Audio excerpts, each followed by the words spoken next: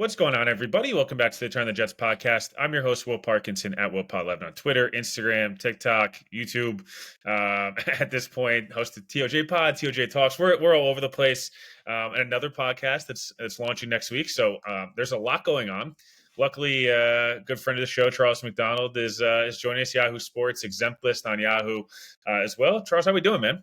Doing pretty good. Currently at my parents' place in Charlotte, just taking it easy for a little bit before I go back to New York for the draft. And yeah, I feel like we're kind of like in this weird lull period where the big waves of free agency have ended, even like the secondary waves of free agency have ended. So we're just waiting until the draft now, which is some of the worst time to be on the internet. I feel like it's yeah, no, I don't know what pod I was listening to yesterday, because unfortunately I don't even consume music anymore. I just consume numerous amounts of podcasts. I want to say it was Trevor and Connor's pod, and they were talking about like anything that's like there's nothing to report right now. Unfortunately, it's just like this team likes this guy, or this this guy's jumping up draft boards, this guy's falling, and it's just usually a lot of bullshit. JJ McCarthy at 2, Jaden Daniels elbow, which I do want to talk about Jaden Daniels elbow because that thing is concerning.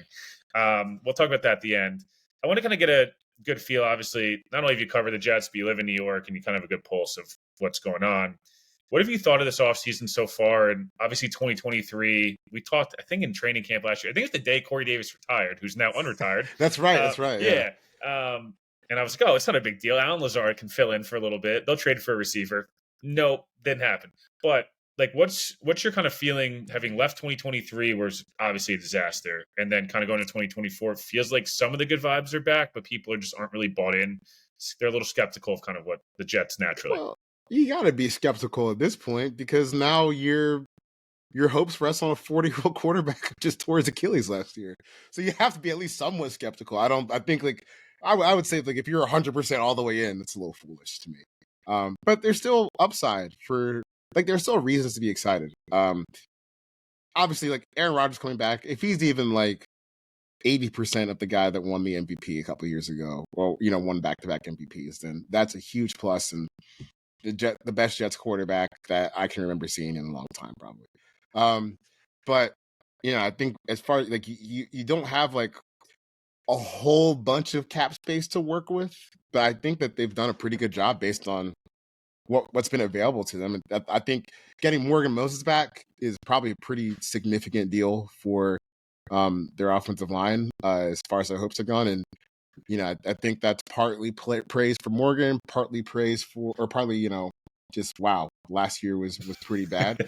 I'm a little iffy on John Simpson. If he can cut that on penalties, it's probably a positive signing. And Tyron Smith, like to me, you're kind of in the same breath as Aaron Rodgers was like, hey, if you can make it through a whole season, this is really good. But that's where you are, and that's probably where you are with Mike Williams too. Like if you can make it through a whole season, this is really good. So yeah, I think that they've made some good additions.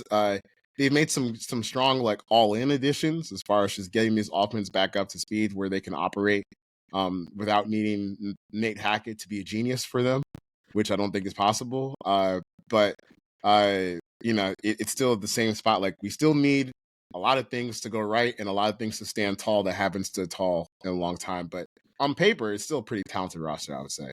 Yeah, look, I think, obviously we'll know more at the draft, and we'll talk a little bit about the draft here in a moment, but they're just in this spot where you don't need all of these guys to stay healthy in terms of like, naturally guys will get hurt.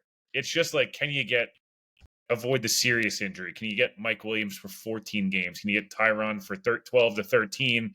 And you hope either a rookie or some combination of Carter Warren and Max Mitchell can just spell you for a month, whatever it may be. Or is it, can you get Rodgers for 15? And, Tyrod Taylor could go win you 2 games. Like he's not going to win 12 games over the course of the season. But Tyrod could, with a shitty Giants team last year, was able to still look like a competent NFL quarterback. And it's obviously a huge upgrade from Zach. So, same thing defensively. It's like, can you just avoid the serious injury? The Jets don't need. That's been their problem. Is like, AVT and Brees and Rodgers over the last 2 years. They're guys it's really hard to replace, especially with the way this offense is built. Mike Williams is the interesting one because to me, I've said this before, like a joke, like he's always hurt, but doesn't ever really miss time until this year. It's like he always would just be like, if you play fantasy, like Mike Williams drives you nuts because every week he's questionable or doubtful and he'll play. And it's because of the style of play. And again, this is a weird comp and he's not Dwayne Wade, but it was like that early Dwayne Wade where it was like, he's so aggressive, diving on the floor and like making these acrobatic plays. It's like just getting shit kicked out of you every single week. Um, I guess where do you still see holes in this roster? I usually look at I need another pass catcher to me, whether it's tight end or Yeah. receiver. D tackle to me and edge are still like they're good, but like it's a calling card of this team, and they've gotten worse there, in my opinion. And then safety, I still think they're a body short. Am I off base at all? And maybe in running back, there might be a body short too. Yeah, running back's easy to you can find someone because you're the main thing is still the main thing, right? Brees Hall is going to be getting almost all the carries and all the touches from the running back position, as it should be. So I wouldn't be really too concerned about that spot. I guess with running backs and with Brees, you always need to prepare for an injury, but maybe that's not, you don't need to do a heavy investment on that spot. I think I kind of feel similarly about defensive tackle, where, dude, if you got Quinnen, DT, your second Can you just defensive, get a little bit of consistency out of Javon Kinlaw? Just something. something, because the opportunities are going to be there for him, for him to be, that second class, athletic game record for the Jets. And, I think that this could probably be a good landing spot for him because he might need someone that can really command double teams that allow him to take his, athleticism to the next level. Because, Eric Armstead is a good player. He's been a really good player for a long time, but he's not quite Quinnen Williams. I was going to say that whole destroyer. Niners D line last year felt like, outside of Nick Bosa, I understand why Nick Bosa wasn't quite as good as he was the year before because he literally didn't practice until like the day before the first game in your body. You played too. Like, unfortunately, people don't like to realize this. We don't practice like ever. It's really hard to be good on game days all the time. But they all felt like they were like big names, but that Niners D line. But outside the Super Bowl, like the whole playoff run, I was like, is anyone on this defensive line going to hit anybody, or are we just going to like what are we doing here? Like, I don't know. I just to give Kinlaw even more of a, if you're hopeful, is it like Jermaine, JFM, and Quinnen? Like, you're literally the one guy that probably has some of the most talent, but no one's going to give a shit about. Yeah, I think on the edge that you need Will McDonald to take. Yeah. You need Will McDonald to either take a huge step or, I think even the way that they play defense, you can't. I wouldn't fault them if they took a guy like round 2 or round 3, just because. Or wait, do they have the round 2 pick this year? No, Rodgers. So, Rodgers. Right. Okay, but still, I do think there's like some good like developmental guys, and I think with Saleh's scheme, it's like a defensive lineman's dream, because just get up the damn field and hopefully your linebackers will clean up for you if you make a mistake there. But especially with Bryce Huff leaving to Philadelphia, they're probably going to need a big step out of Will McDonald. And I think Will McDonald, like if you watched his tape at Iowa State, he always was kind of a project. Like he never really, like he really didn't even play defensive end in college. He played more like he's close to like a 240-pound defensive tackle. It was ridiculous. It was ridiculous. Two gapping. Oh, I could do a whole podcast on how fucked up college football defenses are and how it's affected the draft. And like he's prime example.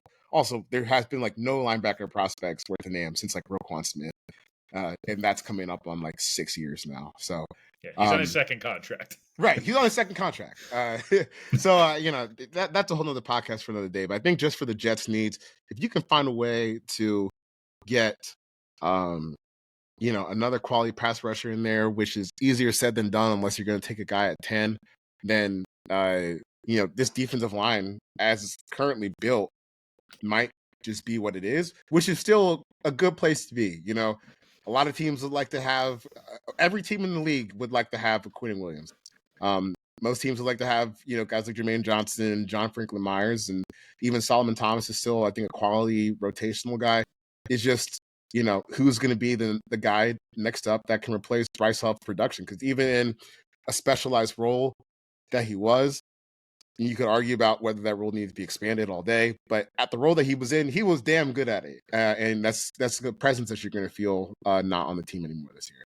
Yeah, I think it's just tough because if you had gotten Clowney, the combination of Clowney and Kinlaw, mixed with Jermaine in year 3 and JFM fully healthy, like you could have replaced Huff. But, I don't blame the Jets, by the way. They were never going to give Clowney 2 years. I don't even. I'm shocked he took a 2 year deal, just because he's a guy that's been kind of 1 year. I guess last year he got underpaid wildly, so maybe that's why. Just in case the market changes and you get older, he's always like Clowney feels like a guy that is one more knee injury away from like not like it might get. He's a mercenary, so like once you get hurt, it could be over quick. But we've kind of talked about how, like, look, there's not a lot of edge guys left. Like, I mean, your Falcons had Calais Campbell last year. I think the Jets thought they were getting him, and obviously they didn't. Maybe he's the name you bring in and just another big body and say, like, hey, can he give us 5 to 7 sacks next year? Maybe that's the move. But the only other thing that in my head is like, with the limited cap space you have left, why not just like go pay Justin Simmons and say, listen, we're just going to have the best secondary in the NFL, and we're going to try to help those guys. Like, or maybe it's Quandre Diggs, who is obviously not as good of a player and also might be slightly washed. I'm not sure if Seattle just misused him last year, but is it like maybe that's the strategy? And you say Chuck Clark, Tony Adams, and Simmons or Diggs is our safety room. We have the best corner room, in my opinion, in the league. And now we can compensate a little bit for losing Huff. Like, that might be the next best move, because Simmons is still a really good player, and Mm-hmm. he's far better than any of the other edge guys on the market. Yeah, it's just, you got to figure out how you want to build this thing. 'Cause, I mean, I would say even right now, like as the Jet defense is currently constructed, that's It's a like not a huge. None of these are huge huge needs. need, They're huge around the needs. edge. They're like Yeah, half a win worth, maybe. you're still like, yeah, you're still depending on some guys to get better from where they were last year, but still, like, I wouldn't say you have really any like hardcore pressing needs on this roster. Now, like, I think Diggs is interesting. I would be um I would feel pretty good about the idea to like add someone like Quandre Diggs just to compete for safety reps, because I think sometimes teams find themselves, and I know this is really true for where the Falcons were, especially towards the end of the Thomas Dimitroff and Matt Ryan run, where you get a little complacent with guys where you're like, okay, I've seen them have some success in the past. We're just gonna leave them entrenched. When you really always need to kind of keep pushing guys by adding talent and trying to improve your roster. So they're still a good defense. Like if they walked out today with the guys they have, it would still be really tough to score on them. But you still got what? It's March 28th, so you still got like 6 months until the season starts. You can always tweak and add guys and try to make things work out. And we always see. I think it's funny because when you're a fan and you're watching your team through the first portions of free agency, and they aren't striking in on the guys that you want, it's easy to get a little antsy. But there's still the draft. There's still 3 months after the draft before training camp starts to try and add guys. And once the June 6th window opens, and the guys who were designated as June or next not June 6th, June 1st, guys who were designated as June 1st, cap casualties. That cap space opens up in June, so you see another wave of signings then for guys who are still in the market. There's room and there's time for guys to join the team. And I think when you're looking at someone like Quandre Diggs, you're not really in a huge rush to go find a team. You got enough money we can chill for a long time. So he might be even a guy that signs this summer where the team is a big boost. So I really do like where the Jets are. You just need a couple tweaks on defense. Yeah. Yeah, I talked about it before free agency opened. I feel like the Jets every year sign somebody right before camp. It was Quan Alexander, it was Dalvin Cook. Dalvin Cook last year was a disaster in camp. Dwayne Brown the year before came to came to the Jets scrimmage and signed that week. I feel like if you're Justin Simmons or Quandre Diggs, like, why are you? That's why I can't believe Clowney signed. He always skips OTAs and he usually shows up right at the start of camp, trying to eliminate these vets. Like, it's what they do. They know they can kind of play the system a little bit. The money's going to be there. Their contract offer is not changing that much. It's really like, where do I want to go? What holes? Someone could get hurt in OTAs. So obviously you can reevaluate there. I want to talk a little draft. The 10th pick, I know we were kind of joking about it before, and I've talked about this before, but listen, like, there's three very passionate groups of Jets fans in terms of the 10th pick. It's, trade down and take a Troy Fautanu out of Washington, who's kind of can play all 5 spots. And, maybe it's that. There's the stay at 10 and draft a tackle, which I'm not faulting anyone for either of those things. I'm more in the mindset of like pass catcher to me feels like the biggest need. And the reason I say that is just like, unless you're drafting a future left tackle and maybe it's Olu or it's Joe Walters there, like, is it worth the 10th pick? Like, I don't know. And these top 3 receivers and Bowers are like all the 4 of the 6 blue chip guys to me in this class. if you can find a way to get one of them, it's really hard for me to pass up on. Rodgers should get the ball out quick, and if you have those demons at receiver and a running back, like this offense should be pretty good, even if the O line's not incredibly good. I don't. Am I off base there at all? I mean, it all depends on Aaron. Like, if he's good to go, the offense should be fine. It's not the best offensive line in the league. There is no way they're going to go from what they did last year to probably like a legitimately good offensive line. But it's functional. It should be functional with the pieces they have in place, especially if Tippmann can make another step next year. That's always like a piece of hope. It's just I like the word that I keep coming back to when I think of the Jets offense is just fragile. Like, you're on paper, it might be the best offense. No, not the best offensive division because the Dolphins are still there. But it's much improved from last year if Rodgers is there. It's just, is Mike Williams going to stay healthy? Is Tyron Smith going to stay healthy? Is Reese going to stay healthy? Is Aaron going to stay healthy? That's really the only concern that I have with the Jets offense. I would imagine you're probably not as excited as you were this time last year because you watched Nate Hackett kind of do nothing to help you all season. So it's still probably going to be a player-led movement, but the players you have on roster are still pretty good. I would still probably be trying to, if you're all in with this Aaron thing, why not draft the offense at 10? I don't know. To me, that seems like pretty obvious on what to do, unless you feel a little bit concerned about where Will McDonald is and you drafted the edge at 10. Yeah, the one thing I think I talked a little bit about this yesterday, but here my thing is, like, let's just say Rodgers plays 2 years. That's what he said he's going to play. So I'm gonna hold Rodgers to what he said, which is probably a mistake, but we're gonna do it anyways.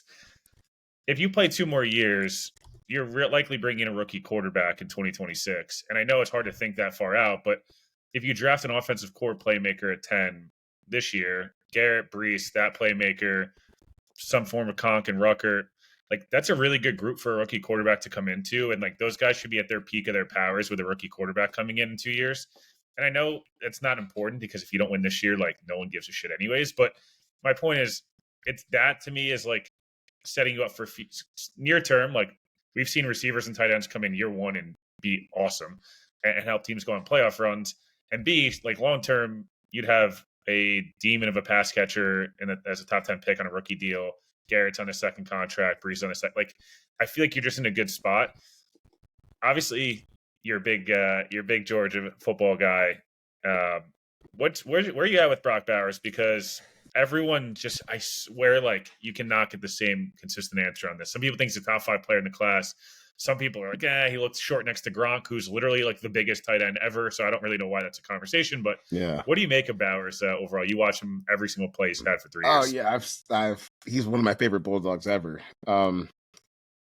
Man, I'm much closer to say he's a top 5 player in the class than anything else. And I feel like people they get caught up in, like, what should a player at X position look like physically look like. And I understand, like, he's not your prototypical tight end size. He's 6'3". He measured in at like 243, so I'm imagining he plays close to like 230, 235 during the season. And physically he is kind of like a tweener tight end, a wide receiver. But then you just watch him run, bro. Like, he is so damn fast. I think he's gonna have, like, him and Amari Sims are gonna have their dual pro day sometime mid-April, a couple of weeks before the draft. And we'll probably get a time on him there. But dude, he played everywhere for Georgia. He played tight end, he played in the slot, he played outside sometimes. He was a pretty significant part of their run game some years, where they were keeping on reverses and letting them make explosive plays down the field that way. And I think when you're trying to decipher like what Bowers is, maybe it's not like the cleanest like one-to-one comparison for an NFL player, but like, just look how much they try to get him the damn ball and how many different ways they try to get him the ball. And I think he showed like some big time wide receiver, not wide receiver skills, but like just pass catching skills in general. So I'm still super bullish on his game. I think if you could get him at 10, I think that would be a home run. And especially if we're just talking about being all in for the year, I can't think of another player that is like, we are all in on trying to win a Super Bowl this year than Brock Bowers, because I think he's got a high floor. The ceiling's high, and like if for an offense that already has Garrett Wilson and Brees Hall and Mike Williams, I think Brock Bowers is kind of like the last missing piece if everyone can stay healthy.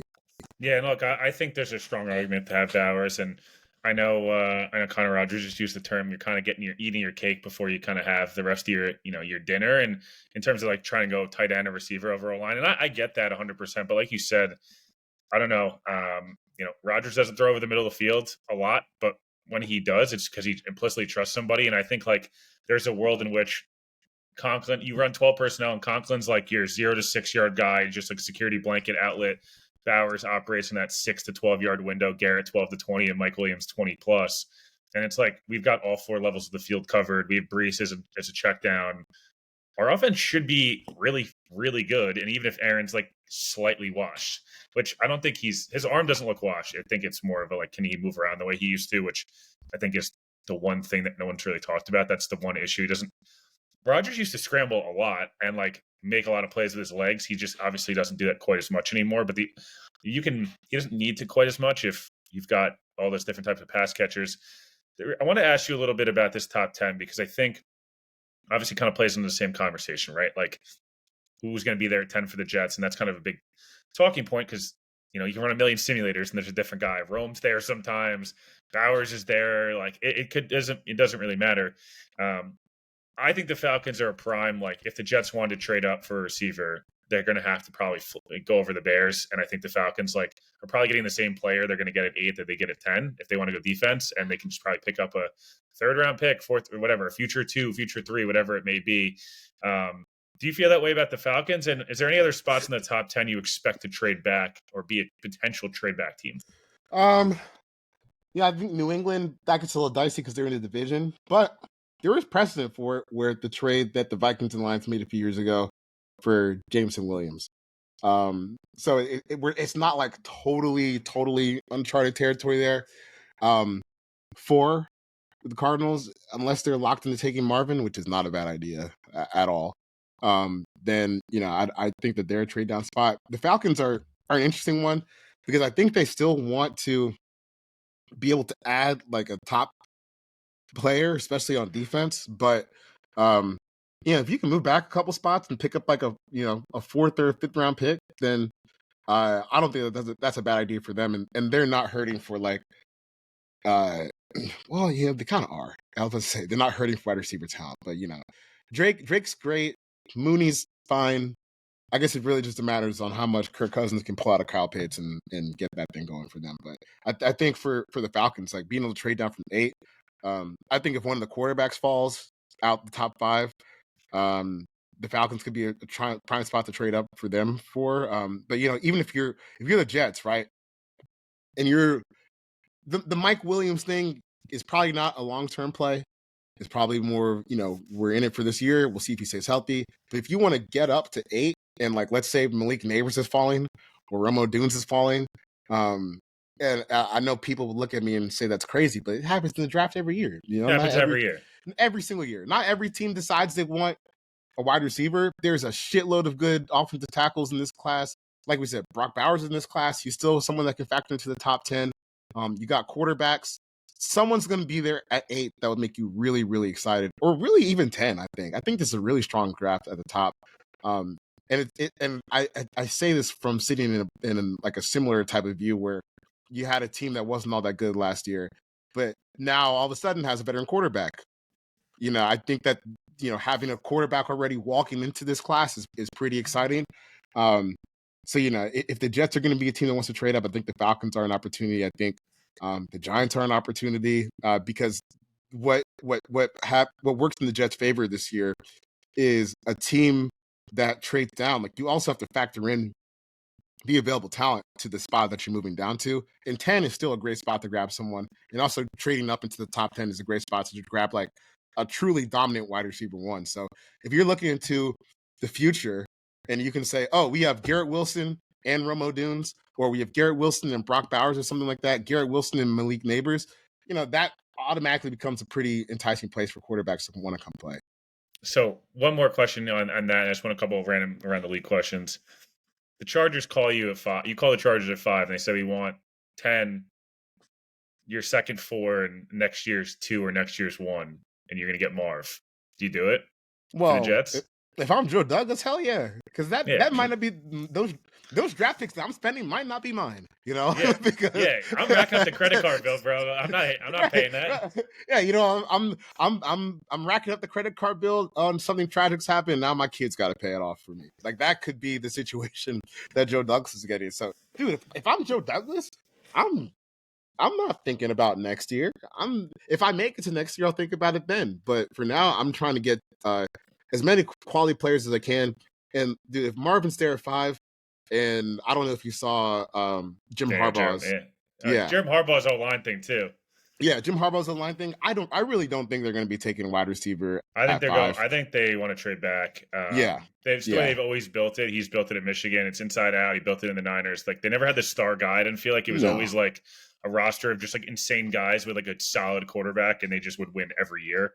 it was just The reason I asked you is because your team did this for Julio, and it was like, oh my it god, was you worth gave it. up all this. You gave up. It's worth it 10 times over. He made Matt Ryan win an MVP. Like I'm Yeah, not giving Kyle Shanahan all the credit. Julio was a demon. dude, yeah, and from day one. And honestly, man, the NFL draft is such a crapshoot that the more I look back at the Julio trade, and especially it was the mid 2010s Browns, so they missed on literally every single pick that they got back from the Falcons, which is They didn't hit on a single one. they literally did not hit on a single one. But if you're looking at this as a crapshoot and dart throws, dude, if I can go get someone who everyone agrees is like one of the best players in the draft, and for Marvin, to me, he's the best wide receiver prospect, or he's in like that AJ Green, Julio Jones tier, and I'm Joe Douglas, and I know that I'm like, potentially 9 months away from never working as a general manager again. Then yeah, I'm making that trade to go get Marvin. We're gonna set a super duper high floor for ourselves this year. And then if I make it next year, great.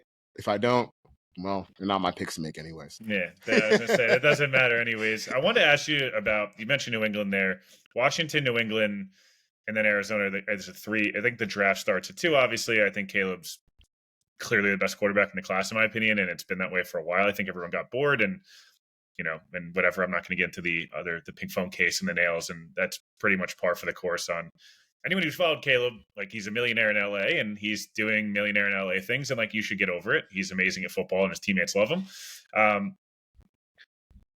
Jay Daniels' elbow is hard to look at. I don't understand how it's built It looks like an action figure, like a GI Joe action figure, where their arm bends and like it's weird.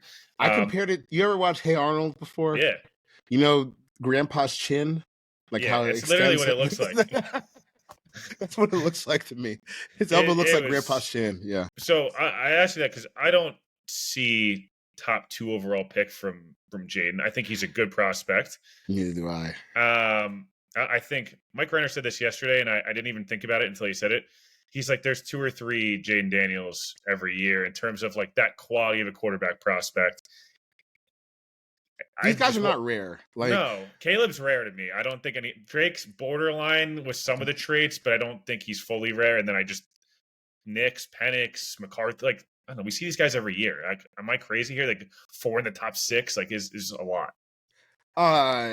Well, I know they're going to go there, but dude, maybe not though, because we do this all the time. Will Levis it too. Right. Okay. How about this? Do you remember the Willis Ritter draft? Like one of the last mock drafts. I was going to blow my brains out listening to Malik Willis might go 1. Like, no, he's not. Okay, but even 2 weeks up until the draft, there were mock drafts from very credible draft people that had him in the top 5.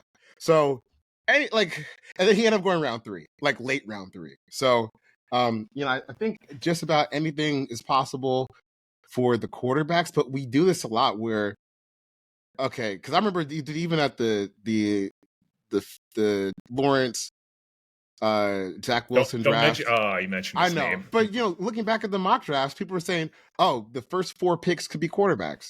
It never happens. So I think there could be. I think they're even you could get creative for the Jets. Like if someone falls to 10, and let's say the Raiders want to move up to your spot, you could theoretically still get a pretty good player at 13. But I think you're trying to move up if you're the Jets. But as far as the quarterbacks go, I don't like the Jaden Daniels thing. He's a fine prospect. To me, taking him number 2, or like if I'm the Patriots starting a rebuild with Jaden Daniels, that sounds crazy to me because there's no way he's not good enough to truly He's not raise. CJ Stroud. We need to No, stop he's doing not. that.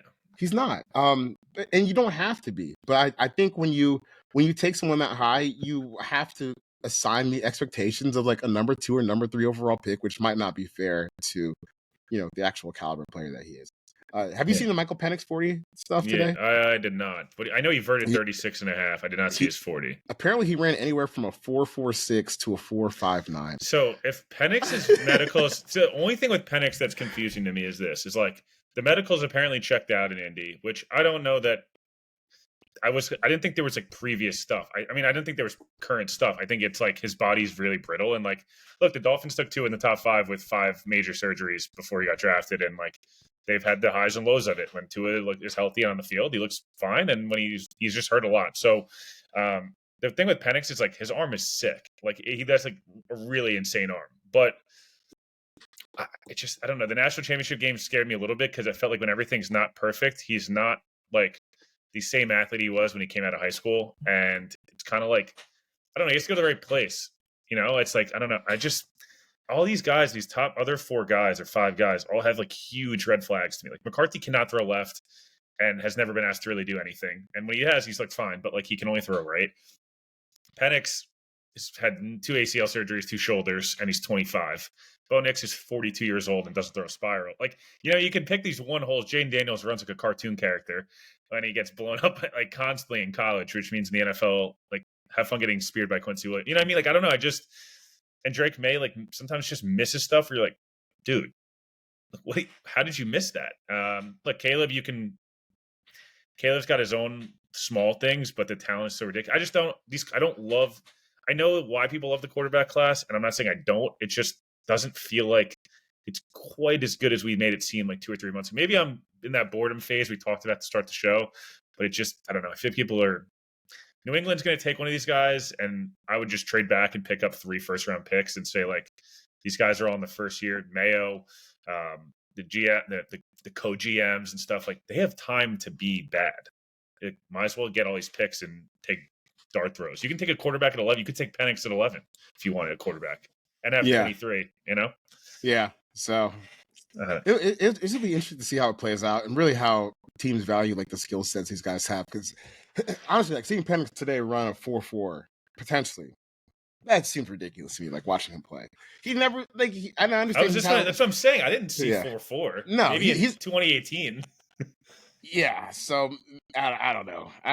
It's an interesting spot that they found themselves in with this quarterback class. But hey, my team doesn't need one yet. Yeah. So I was going to say, where are you feeling with Kirk? Yeah, he's fine. It's good enough. It's a lot better than what it could be fun. Like I'm expecting them to score touchdowns again. They just scream like the most fun 9-8 or 10-7 team in the league. I will take a 10-7 wild card loss. It's been a long time since they played in the playoffs at this point.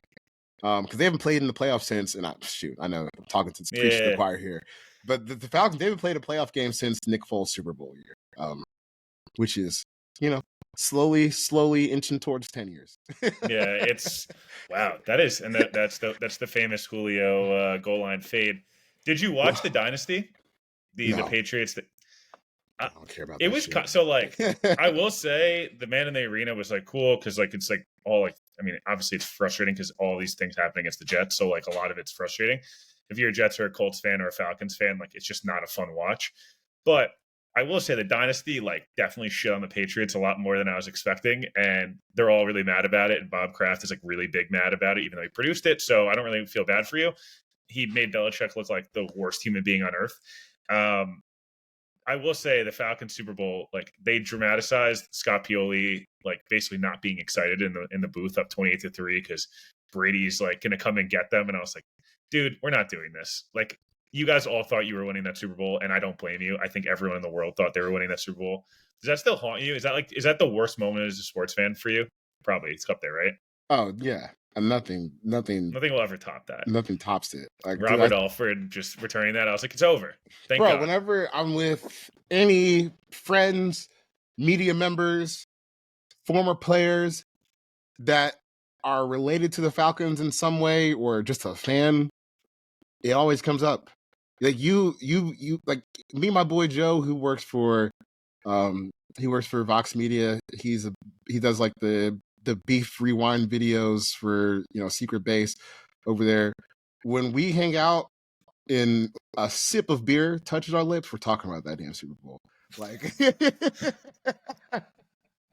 so I'll never get over it fully. Like I've accepted that they're just losers and that's fine. Like I will never get my hopes up again for another run. But if we could get back to looking like a functional offense, that'd be fine. That's a fine place to be for me. I want to ask you last two things here. One fun one not more serious. But is there a team this offseason who you either expect to have like who's your wild card, I guess, going into the draft? Like who's the team you're just sitting there like I'm excited for this team, or like I feel like they're going to do something crazy, or like for whatever reason. I know you hate the Saints so much, and they're going to do something stupid. I just know. No, I was literally about to say the Saints are a team because they're just in no man's land as far as roster building is the concerned. Worst place to be in the league. Because they've because this goes back to like cap space arguments on Twitter where the Saints fans will be like, oh, we did it again, we got underneath the cap. But like, dude, the quality of the players have to matter at some point. Like you became cap compliant and you have the same team as last year. You couldn't sign which wasn't good. You and now with the the restructure of Derek Carr, you have to basically commit another season to him just to get underneath the cap. That's not good management. It's just the management that you have to do, or else you get fined. Like if you don't do these things, you can't play in the league. So I don't know. I was going to say the one thing, and I've seen this a lot on Jets Twitter, is like, oh, what if we don't trade for Rodgers? What if we sign Derek Carr? And I was like, dude, I would take the Rodgers trade 100 times out of 100, even if he doesn't even play a snap for the Jets, over committing 4 years to Derek Carr and having to watch. Like, it's almost the what if of Rodgers is almost like kind of so tantalizing of like, oh, dude, if he comes back, it's really good. Part of it's just like, oh, we had shitty luck. Whereas Derek Carr, I don't know, man. Like, I'm so thankful the Jets did not sign Derek Carr last year. I think that would have been an absolute disaster. Am I crazy? Like, I know Rodgers has his issues, but like the idea of Aaron Rodgers is worth so much more than like Derek Carr throwing for 19 for 37, 305, 1 touchdown, 2 picks, and like 3 times getting yelled at by everyone on his team. Yeah. There's a lot better. Hold on, I lost my train of thought there. I was just saying Derek Carr sucks, and the Jets he sucks. Dodged the bullet. Yeah. Dude, remember the one of the funniest things from last offseason was when it got out that the Jets apparently told Derek Carr that he could be a Hall of Famer there. I'm like, hey, Joe Douglas, you don't believe that. Robert, you don't believe Robert that. Saleh did his best politician. That should have showed you that they could snake oil salesman with that pitch. That was insane. And it shows the desperation too, Yeah. It's just But I had a question for you. Yeah. Would you draft a quarterback at 10? So if the reason I say no is because you're not getting a unicorn guy, and I feel like then you're I guess this is the argument the Packers probably had. I can understand. I understand if the Jets traded back, and then, like, let's just say they traded back with Minnesota, and for whatever reason, this will never happen. They got 11 and 23. Maybe I'd consider it because at least you could get an impact player, and then maybe you take like the developmental Jordan Love type of guy. But I don't. Just with 10 on the board and not having another pick until 72, and knowing like you're all in on all these guys, I just think if you take a quarterback here, you hope he doesn't play for 2 years, and then it's like by the time that happens, you're going to have to his clock's already too far down the road, and you're going to have to pay Brees, Jermaine, Garrett, Sauce in 2 years. I don't know. I can't see it. Like I know people want it, but no. I don't. You wouldn't either, right? Or I mean, if it was my first year as GM, I might consider it, but probably not. Like I think Joe Douglas would be, just can't do it.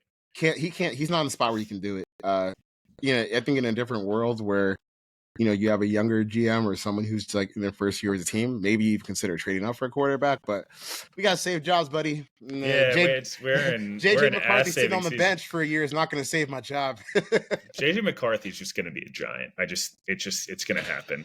Yeah. Uh, It does seem like they're loading up to take a quarterback. Yeah. Last question here. Is Antonio Brown the wildest Twitter follow we've seen in a long? Like he is. It's insane. As far as like, we're not going to get ourselves in hot water here. I'm just no, saying. we're not going to get in trouble. I'm just come on, just look at look at the account. I will say, I do think he's in the pantheon of like crazy athlete Twitter accounts, and I think especially with former football players, this can be like thin ice that you're walking on because you could say something that is medically insensitive to maybe the physical trauma guys have endured in the league, but it's like up there with Larry Johnson. Like his dude, I don't know if Larry Johnson's still tweeting, but when he was real active on this website, bro, man, I learned more about like satanic rituals and Freemasonry than than I ever want to know on the internet. And then but like the problem with AB is I'm pretty sure he has someone like running his Twitter account. It has to be. There's way. There's way too much like creativity with some of this stuff. Yeah, and I think Antonio Brown is more. And I hate that I even know this stuff. I hate that I know this stuff. But like, I think he's even more active on the CTE ESPN account, where they report like every once in a while, like he'll report some news, which is like not surprising that he would know these things because players talk. Players know what's going on, and they're just not newsbreakers, so they don't care. But Antonio Brown, I guess, is tweeting some stuff like, the Russell Wilson, and he tried to get into an argument with Schefter, and he posted that too. But I think on the actual AB84 account, I think someone else is running that and just kind of stealing memes and jokes off. Yeah, Brady doesn't run his own account either. For people that thought he got really cool after he left the Bucs, but you know what has to be fun about running the AB84 account is like you have such a long leash to fuck up. I was gonna say you really can't get canceled. you can't do anything worse than he was posting already. Like where he was posting like AI pictures of him kissing Taylor Swift, or that was insane. Tweeting about Giselle, Tom Brady's ex-wife. Like, dude, Tom lets you live at his house, and I'm sure that was not a popular decision with his wife. I'm sure Tom wasn't happy about it either. That dude was just obsessed with winning a title. Obsessed with winning to the point. So yeah, I think AB, Larry Johnson. I was gonna say Chandler Jones, but not him because that was something much darker. But I think those two guys are on the pantheon of like, what the hell are you posting on social media? Chandler Jones being butt naked on his Instagram was one, and flashing the mirror was the craziest thing.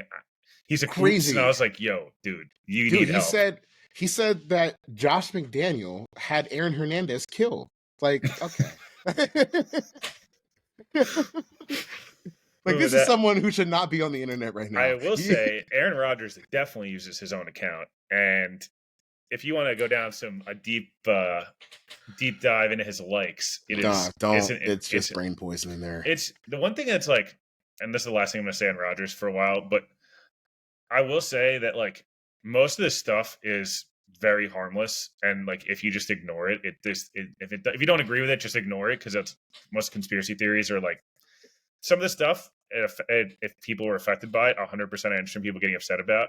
But I will say is like I don't understand why people were so upset about the VP thing. It was so clearly a publicity stunt, and so clear. Like he went on a podcast the day before and was like, "I'm playing 4 more years," and then people were like, "Well, what's the bigger lie? 4 more years or no VP run?" Ooh. Yeah, well, he said 2, 3, or 4, and I was like, "Okay, wait, now we're doing because 4 would be to play at least 4." I don't want. This is my last thing on Rodgers. If anyone thinks that he does not compete with Brady in every way, of the fact that Brady played till 45 and that Brady was like took the pay cut, and Rodgers never did that. He took a pay cut. Now he's saying 4 more years, which would put him at 45. He changed his whole body. He stops powerlifting this offseason. Like, I don't know, man. Don't tell me that he does not watch everything Brady did.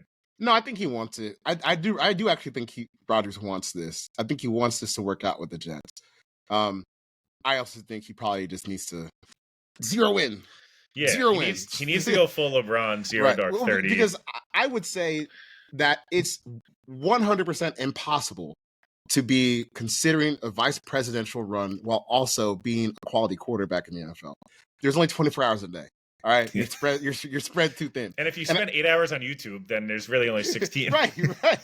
So I'm gonna go out to practice. I'm gonna throw 5 routes to Garrett Wilson. I'm gonna get on the phone with RFK Jr. I'm gonna spend the rest of the time looking up, CMOS videos on YouTube.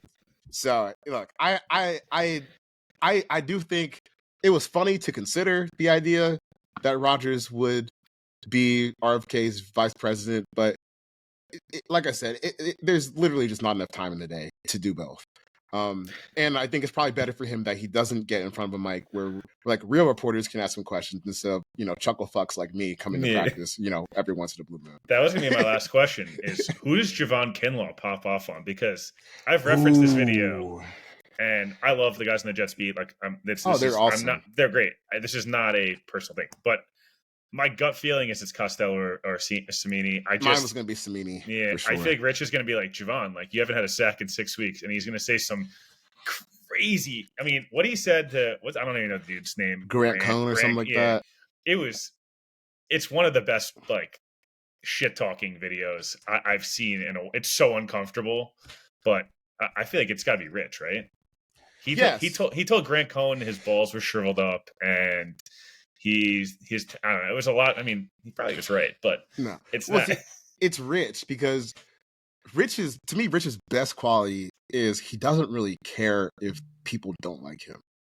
Like, he really doesn't care. He beefs with Revis, Bart Scott, like those dude. Like, that's what I'm saying, man. Like, and he'll go in there and he'll know someone won't like him, and he'll just go in there and do his job and ask a question. So, I would say it's Samini, and I think he'll handle it perfectly, and it will be a great moment for Twitter and for us to laugh and then just move on. Yeah, I was going to say, I think that's the way it's going to be. Obviously, we kind of went a little off the rails there the last 10 minutes, but it's the way it is, and honestly, it was hysterical. So we're going to roll with it. Appreciate you hopping on. As always, make sure you guys are following Charles, obviously, on Twitter, Exempt List on Yahoo Sports, all your work at Yahoo, obviously, and keep dominating. We'll have you on again soon. All right, brother. Thank you.